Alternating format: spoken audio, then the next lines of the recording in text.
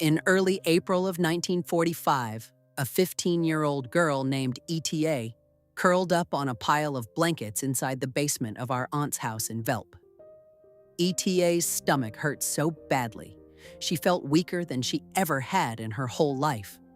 And this was because she was quite literally on the brink of starving to death.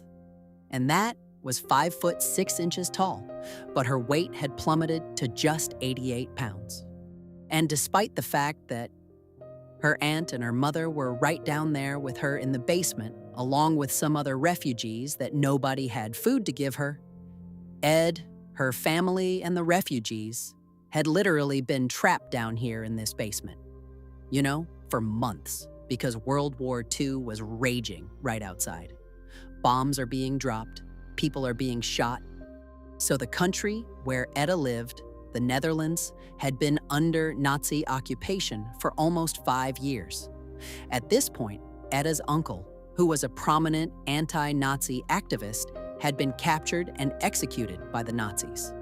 And this really spurred ETA into action. And so she had spent several years working with an anti-Nazi group called the Dutch Resistance. She'd even convinced her family to take in refugees and hide them from the Nazis.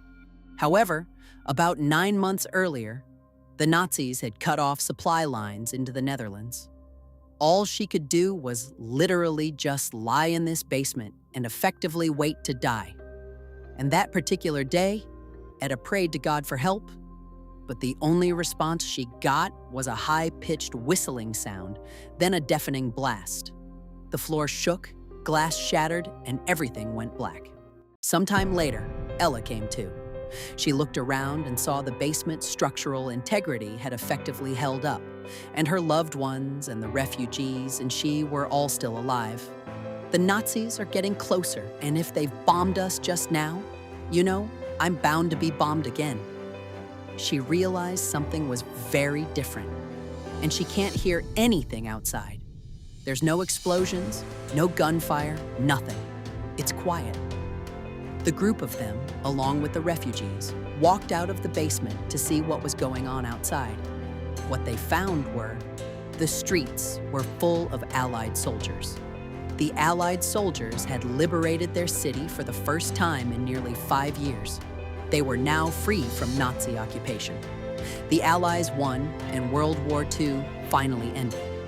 And Etta, who basically shouldn't be alive at this point, went on to have this unbelievable post-war life. She began modeling and acting, and eventually she moved to Hollywood, experiencing the war so intimately like she had been forced to.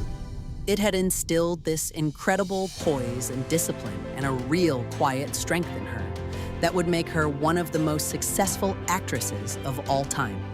ETA was actually just her nickname, and when she started making it big in Hollywood, she abandoned it and began going by her full name, Audrey Hepburn.